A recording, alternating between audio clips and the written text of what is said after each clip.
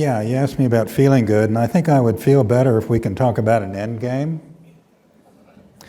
So President Biden at a private fundraiser said he's not aware of an exit ramp for Putin. That's the way he put it. How would you, if you were advising Biden, how would you see an exit ramp?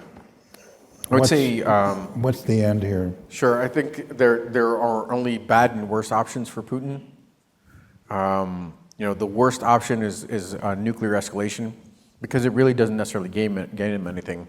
I don't think that the Ukrainians necessarily buckle over the use of 1, 2, 3 nuclear weapons. Potentially, you'd have to use them against major cities, but that would change kind of the world permanently. That would be the beginning of nuclear war. Nuclear wars going forward. So I think that's the worst of all options for him. I think worst option is taking something like hanging on to Crimea. That's quite a viable option to him. He could hang on to Crimea, not necessarily even permanently, but at least prevent the Ukrainians from launching attacks to liberate it.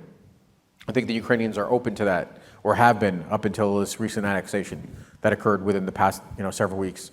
The Ukrainians were happy to set aside that question for the short term and let that play out diplomatically over the course of years. I think Putin's annexation kind of upset the apple cart and maybe kind of eliminated the unique kind of status of Crimea, that it was off limits because it was annexed Russian territory. But I think there's a scenario in which that still is a viable course of action. It's not that the Ukrainians give up on Crimea, they just let that play out in a less acute manner over the course of time. So I think that's closer to what the end game is going to look like. I don't see a scenario in which the Russians really are able to turn the corner and regain momentum.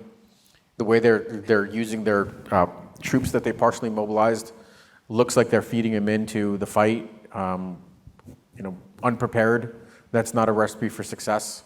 So I think the end game is really closer to when the Ukrainians could break the Russian forces in Ukraine and liberate large chunks of territory, forcing Putin to negotiate. So it's not like it's not like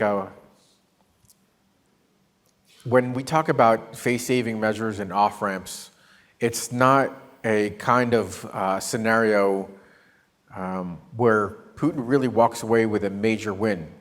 He just walks away with enough to keep his regime intact and deal in a position to deal with pressures back home. And I think that's the ultimate scenario here.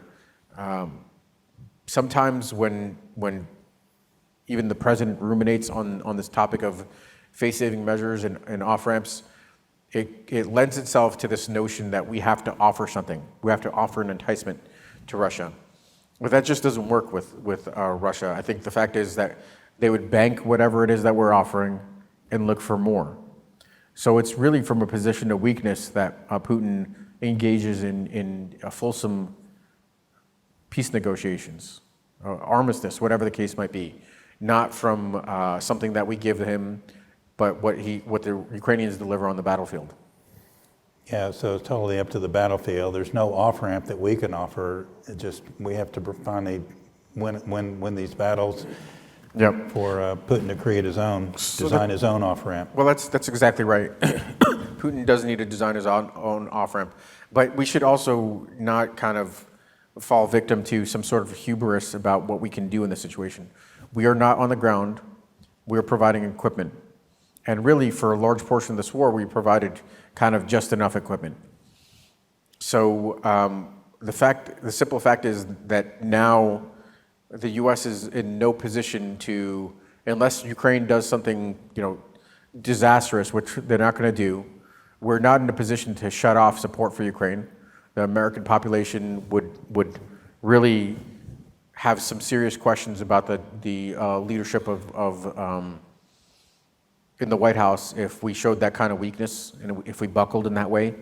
I think it would have a disastrous effect potentially on election cycles here in 2024, So it's untenable for us to really significantly change our approach to Ukraine. We could go up, but we really can't go down. That would not be politically viable. So how do we pressure the Ukrainians to do anything? We can't. We don't have enough leverage. We can't withdraw troops. We really probably can't really reduce the level of support they're getting now, at least not easily. And the Ukrainians are the ones that are delivering these blows to the Russians and winning on the battlefield. We're kind of a sideshow to a certain extent. It's the Ukrainians that are the main act.